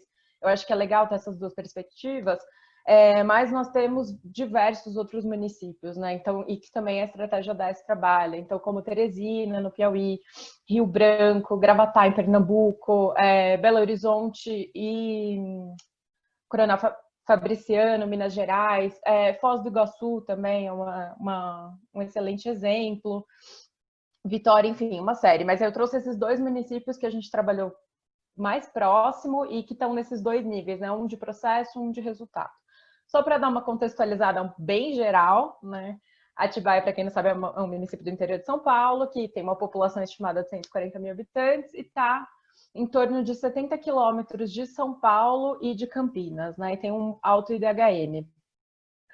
A Prefeitura Municipal de Atibaia trabalhou, aqui a gente foca o trabalho da Estratégia ODS com municípios na questão de planejamento, né? De forma que a gente possa trazer a Agenda 2030 para o município integralmente e também que tenha um potencial maior dela se espalhar pelas secretarias e pela gestão pública de uma forma geral. Então, assim, a gente incentiva o município a trabalhar a partir dos seus instrumentos de planejamento, esses instrumentos mais gerais, como o PPA. Né? Claro que os municípios têm autonomia para definir quais são os instrumentos que eles vão trabalhar, mas isso possibilita uma mobilização da gestão pública de uma forma geral em torno dos ODS e o trabalho em cima de uma agenda comum. A Prefeitura de Atibaia trabalhou até o momento, tem trabalhado, né, com PPA e trabalhou com plano diretor também orientado pelos ODS. Então, eu vou apresentar um pouquinho do que tem sido esse trabalho, começando pelo PPA. Então, uma primeira etapa que a Prefeitura fez, e aí aqui foi um trabalho muito da Coordenadoria Especial de Planejamento Estratégico, né, liderada aí pela Viviane Coco, que foi olhar para as metas ODS e identificar quais pastas da administração pública municipal que podem contribuir para o alcance daquelas metas. E eu acho que esse é um trabalho muito interessante, porque já começa esse olhar de que você não tem como dividir um ODS por cada pasta, né? Você já começa a olhar que existe inevitavelmente, é um trabalho integrado. Então, o planejamento já começa a olhar para as metas e identificar quais são essas pastas que têm a ver com aquilo, que podem contribuir para aquilo. Então, esse primeiro trabalho geral foi feito pela Prefeitura. Paralelamente, eles identificaram, a partir das metas dos ODS, quais programas e ações do PPA vigente que contribuíam para o alcance dos ODS. E aí, não olhando só para o objetivo, mas também para as metas dos objetivos, que aí, da mesma forma, a gente consegue ter um pouco mais claro e mais direcionado o que aquele objetivo está tratando, né? E também consegue enxergar com mais facilidade quais ações e programas que se relacionam e quais pastas que estão relacionadas, né? Também quais pastas que contribuem para aquelas metas. Essa etapa do trabalho também é muito importante na experiência de Atibaia, enfim, é um item que a gente recomenda também esse trabalho a partir das metas dos ODS, não a partir do planejamento, que é quando você consegue identificar lacunas de políticas públicas também. Então, quando o município olha para aquela meta do ODS e reconhece que é relevante para o seu contexto, que tem a ver com o seu contexto, que é relevante porque os dados relacionados àquela meta não estão tão bons, não atingiram aquela meta, e ele olha para o seu planejamento e vê que não tem nenhum programa, nem nenhuma ação, seja de um plano setorial, seja do plano do município, para alcançar aquela meta, é quando ele identifica que, olha, isso aqui eu preciso trabalhar, né? Então, eu vou incluir no meu próximo instrumento de planejamento, eu vou prever orçamento para execução, enfim. E esse trabalho, no município de Atibaia, ele foi feito principalmente pela Secretaria de Planejamento e Finanças, né? Pelo Maurício Tenório, que, se não me engano, está aqui conosco, acompanhando a apresentação. E aí, a partir desse trabalho, a prefeitura estabeleceu um GT, um grupo de trabalho, composto por secretarias-chave, que são, assim, a gente entende que essa formação é muito importante, porque você tem secretarias que dialogam necessariamente, com regularidade, com as demais secretarias. Então, no caso de Atibaia, é a Secretaria de Planejamento e Finanças, a Coordenadoria Especial de Planejamento Estratégico, que está vinculada ao gabinete, e o controle interno. Então, essas 3 secretarias, elas compõem um GT que coordena esse trabalho interno da prefeitura de implementação dos ODS, principalmente pensando essa linha pelos instrumentos de planejamento.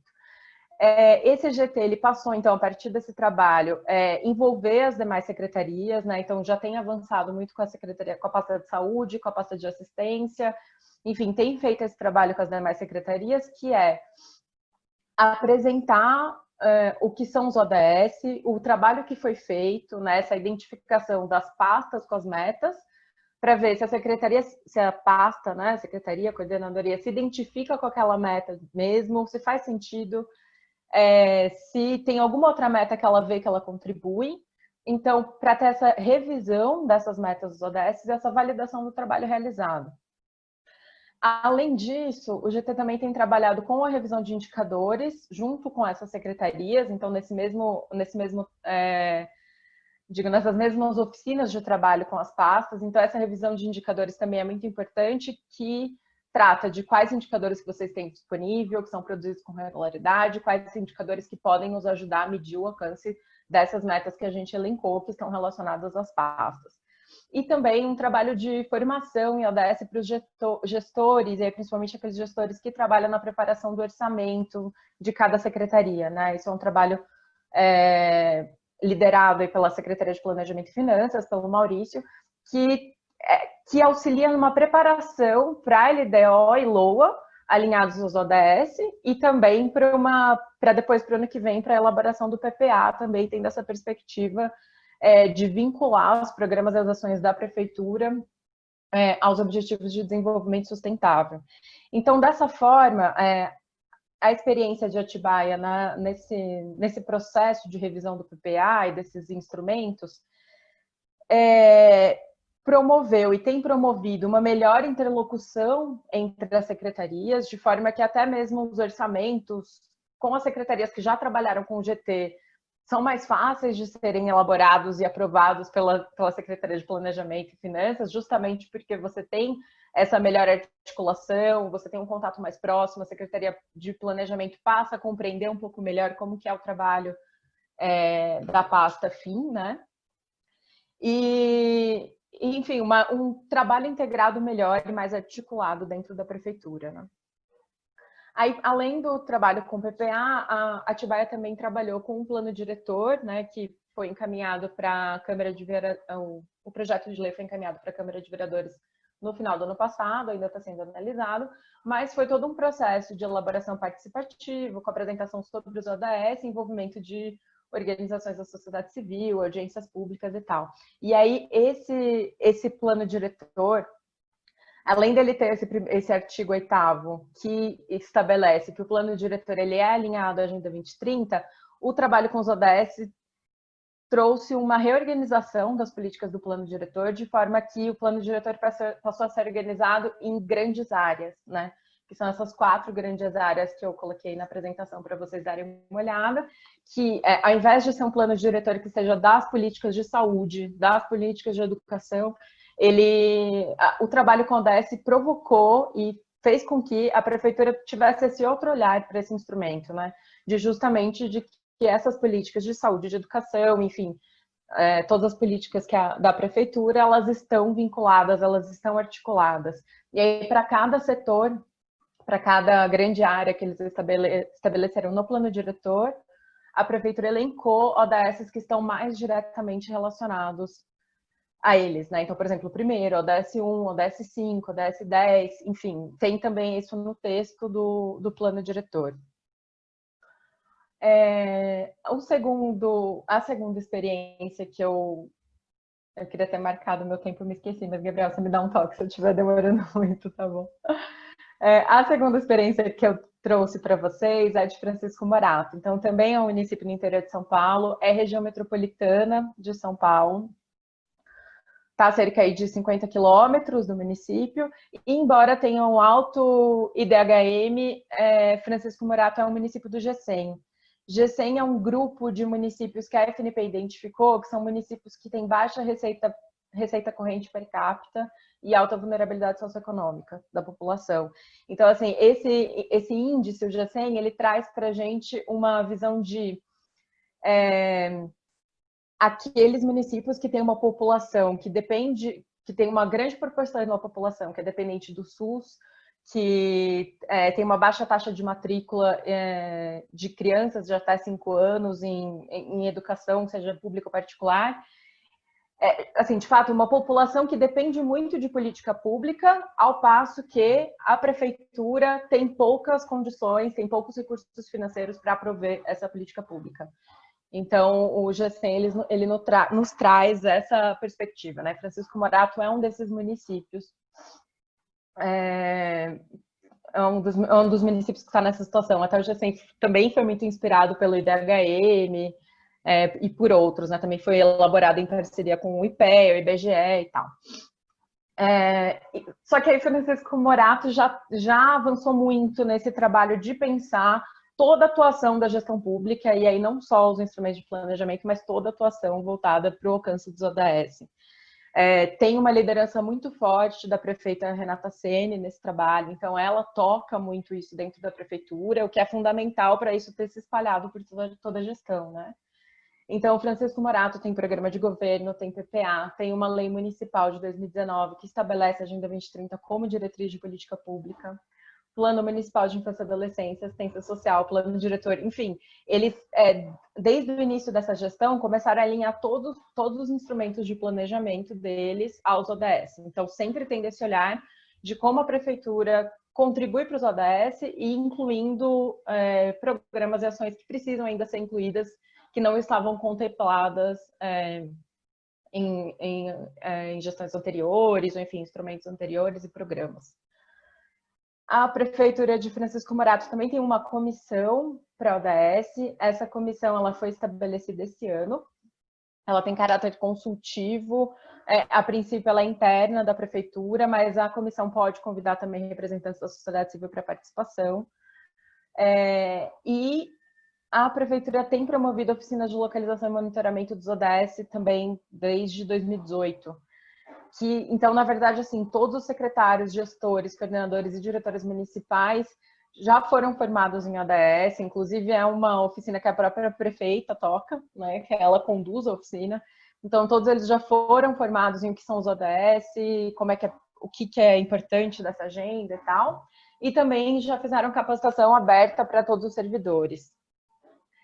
E aí, para além disso, os programas municipais, eles também estão todos vinculados, né? Isso não se restringe, então, aos instrumentos de planejamento, mas, na verdade, todos os atos administrativos e toda a execução orçamentária da prefeitura está relacionada aos ODS. Então, qualquer pagamento que qualquer secretaria tem que fazer, ela tem que dizer a qual ODS que aquele pagamento, aquela contratação, aquela licitação está ajudando a alcançar.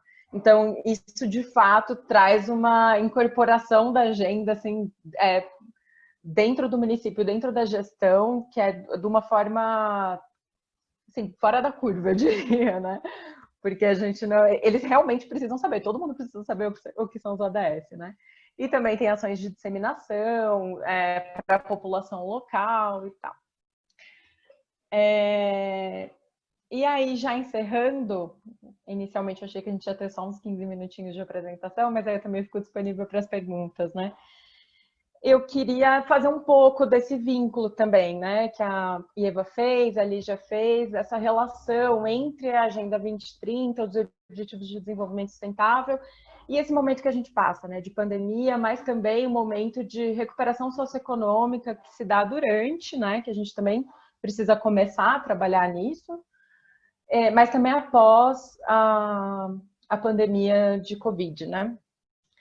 E aí, assim, o que essas duas experiências de Atibaia, de Francisco Morato, também de outros municípios que a gente tem trabalhado no âmbito da estratégia ODS, desse projeto, a FNP e Fundação Abrinq, né, nos traz essas experiências, o que elas nos mostram que trabalhar com a Agenda 2030 e trabalhar com os ODS provoca não só os municípios, né, mas aqui eu estou restringindo a gestão pública aos municípios porque é o nosso tema de trabalho, mas a todos os setores e organizações provoca esse trabalho com planejamento de médio e longo prazo e um trabalho bem feito, né? Então, assim, trabalhar com a Agenda 2030 DS nos proporciona ferramentas, instrumentos para a gente olhar para o nosso planejamento, para a gente fazer bons planejamentos, para revisar os objetivos, as metas e os indicadores, de forma que esse planejamento, ele de fato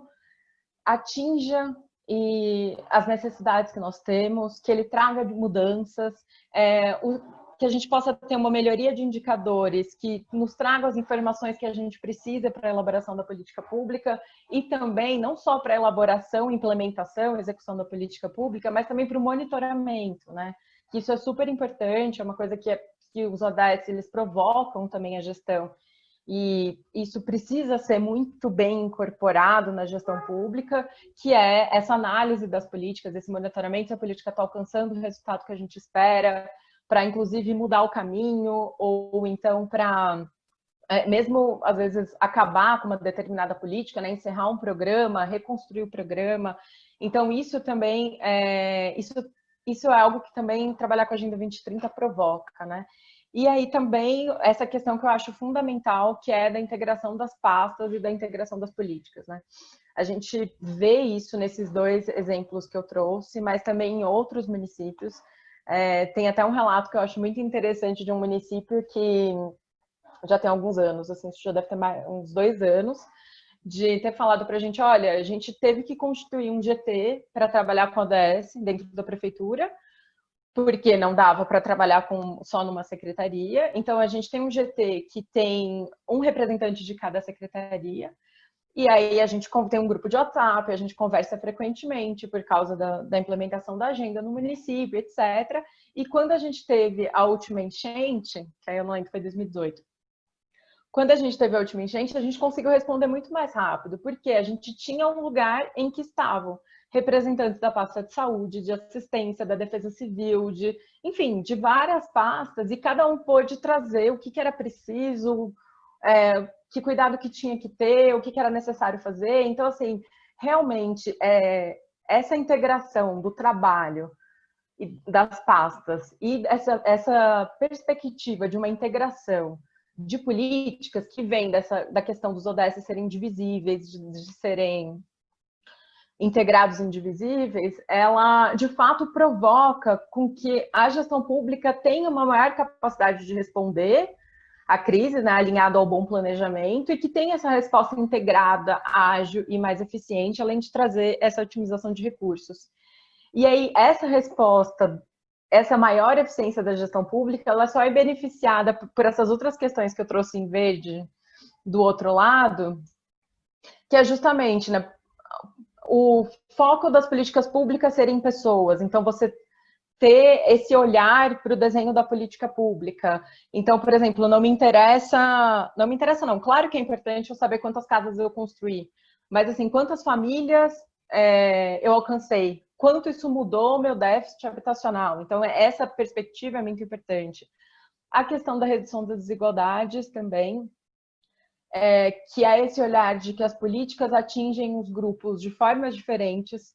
Então, nós não temos políticas, assim, existem políticas que são gerais, mas a gente precisa ter esse olhar para ver como que os grupos estão sendo beneficiados ou não, como é que isso está provocando desigualdades ou está enfrentando desigualdades, quais são as políticas setoriais direcionadas para alguns grupos que a gente precisa criar. Então, acho que isso também é importante para essa fase de recuperação socioeconômica, principalmente pensando o contexto que a pandemia escancarou, né, que o Brasil é um país muito desigual e que a gente já sabe que aqueles grupos que já temos falado há muito tempo, que são grupos vulneráveis, né? Mulheres, pessoas negras, pessoas com deficiência, idosos, eles de fato estão mais vulneráveis ainda nesse contexto. Mas também é essencial ter essa visão na recuperação socioeconômica, porque não só a pandemia escancarou essas desigualdades, como ela também agravou essas desigualdades, né? Agravou essa vulnerabilidade. Então, essa questão do não deixar ninguém para trás, que a Agenda 2030 traz, é algo que é fundamental para a gente tirar do discurso, inclusive da Agenda 2030, e trazer para a ação, né? A gente já sabe quais são os grupos vulneráveis, a gente já enxergou, a gente tem enxergado como é que eles são mais prejudicados e como é que eles não estão alcançando as políticas públicas, os equipamentos. Então, a gente precisa olhar, então, no cumprimento do papel do Estado, né, como é que a gente garante o acesso a direitos dessa população também. Então, acho que essa perspectiva, que é algo que a Agenda 2030 traz, é fundamental para se pensar esse processo de recuperação socioeconômica.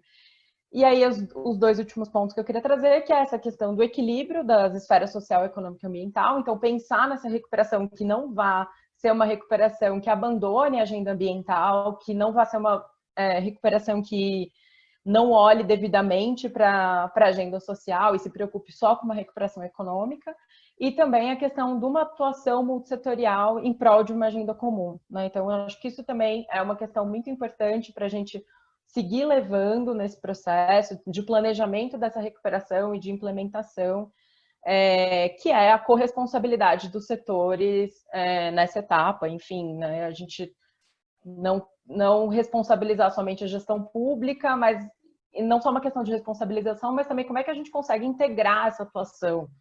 E aí, ter essa atuação em prol de uma agenda comum, eu acho que é algo muito positivo para pensar uma recuperação socioeconômica que traga cidades, sociedades inclusivas e sustentáveis, né? Que a gente passe por essa fase da melhor forma possível e que a gente consiga nos recuperar no menor tempo possível, né?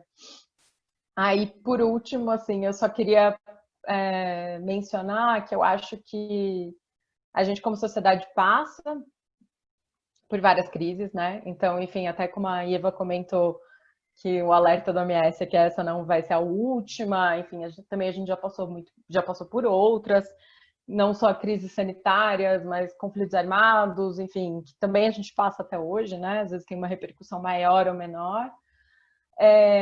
Mas eu acho que a gente tem que reconhecer a importância de ter, nesse momento, organismos internacionais fortalecidos, né? Como é o caso da ONU, as agências da ONU e as demais organizações internacionais, de ter essa cooperação internacional fortalecida também e bem estabelecida, e também reconhecer a importância de, nesse momento, a gente está passando por uma situação de crise sanitária, mas a gente ter essas ferramentas que nos ajudam, que vão nos ajudar, que estão nos ajudando a passar por essa situação e a trabalhar juntos, né? Então, a gente ter uma agenda comum e um norte comum para a gente não regredir em termos de sustentabilidade ambiental, de direitos, de redução de desigualdades, de ter um crescimento inclusivo e sustentável. Enfim, eu também queria reconhecer que bom que atualmente a gente tem essas organizações bem estabelecidas e a gente tem uma agenda de desenvolvimento comum, com uma série de atores mobilizados para trabalhar pelo alcance desses 17 objetivos, né? Acho que é importante a gente não esquecer essa fase que a gente está e não esquecer que eles existem, que eles são um bom norte para a gente trabalhar na recuperação socioeconômica. Acho que é isso. Muito obrigada. Fico aí disponível para as perguntas. Obrigado, Larissa. Obrigado a todas as panelistas. Foi uma apresentação muito interessante. Eu vou abrir espaço agora para as pessoas começarem a fazer perguntas. Eu vou só responder um pouco do que já foi dito no chat. O Sérgio Mesquita, ele fala que a ONG Regeneração Global de São José dos Campos tem uma grande biblioteca de projetos sustentáveis, sugere que vocês acessem. O material, tanto as apresentações quanto alguns materiais que nós citamos durante as apresentações, eles vão ser disponibilizados para vocês via e-mail e na plataforma Oeste 2030, que é a plataforma do projeto que está realizando essa série de webinars. O Antônio Magron, de Ubiratã, ele sugere que comente um pouco a participação de 54 municípios com o programa Cidades Sustentáveis, além de todos que receberam a consultoria do PNUD através da Thalita. Bom, o programa Cidades Sustentáveis é um programa desenvolvido pela Itaipu com alguns outros parceiros, né, que tem como premissa, acho que a Lígia pode falar até com um pouco mais de profundidade sobre esse assunto, levar a Agenda 2030 para dentro desses municípios e trabalhar a sustentabilidade. Nós trabalhamos em colaboração com esse programa de Itaipu, levando a agenda do projeto Oeste 2030, que é o projeto que o PNUD tem em parceria. E esse projeto teve a atuação território feita pela Thalita, que hoje está trabalhando com a IEVA nos municípios do Nordeste. Também a Thalita pediu para falar um pouquinho, já vou liberar para você, Thalita.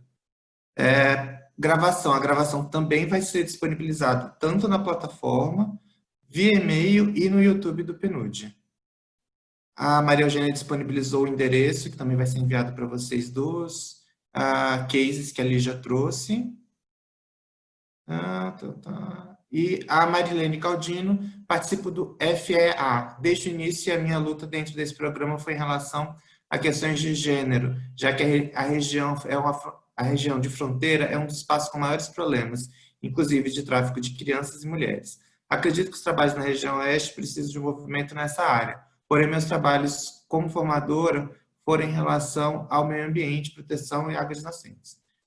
Eu concordo, Marilene, acho que o fato da região oeste ser uma região de fronteira, ela traz desafios muito maiores para os municípios que estão lá.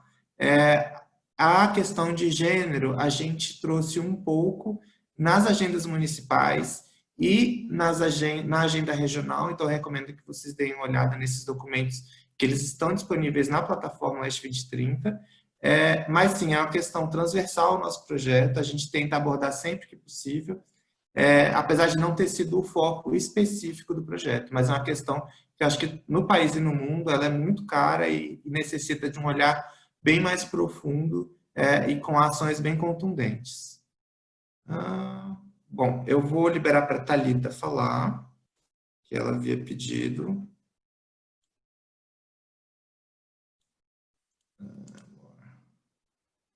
Thalita, pode falar.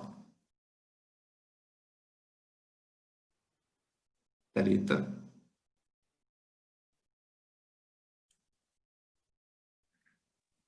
Oi, bom dia, Gabriel. Bom dia, Lígia, Thalita. Betina, todos que estão nos ouvindo. Prazer, né, estar com vocês aí novamente, pessoal do Oeste do Paraná.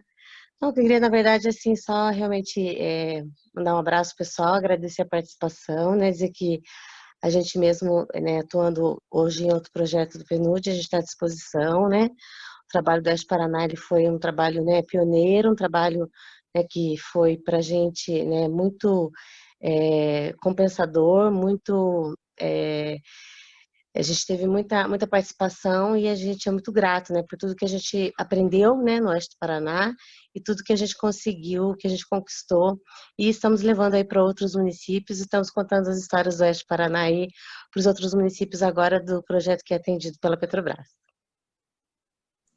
Obrigado, Thalita. Eu vou pedir só para a Lígia falar um pouquinho dos Cidades Sustentáveis, que foi um pedido do Macron, e depois a Larissa responder uma pergunta da Priscila, que está no chat. Lígia, por favor. O programa Cidades Sustentáveis foi uma das formas, a Itaipu ela se envolveu com alguns trabalhos relacionados aos ODS, né? Foi esse projeto Sustentáveis, esse trabalho com o PNUD, desenvolvimento de indicadores, e esse Condessa, né? Que envolve outras coisas além dos cadernos ODS. Mas eu realmente, a Luciane, que eu sei que ela deve estar aqui presente, ela que é a gestora desse projeto de cidades sustentáveis, talvez ela possa querer fazer alguma contribuição, não sei se ela já saiu, de mais detalhes desse projeto mesmo, que é um pouquinho diferente desse que a gente trabalha com o DESA e com o PNUD. Então, não sei, a Essa Luciane... Luciane... Deixa eu ver se a Luciane está aqui. Ela está cedo. Ela está aqui ainda. Luciane está aqui. Luciane, você quer falar um pouco sobre cidades sustentáveis? Vou te liberar a... Deixa eu ver se foi. Pode falar, Luciane.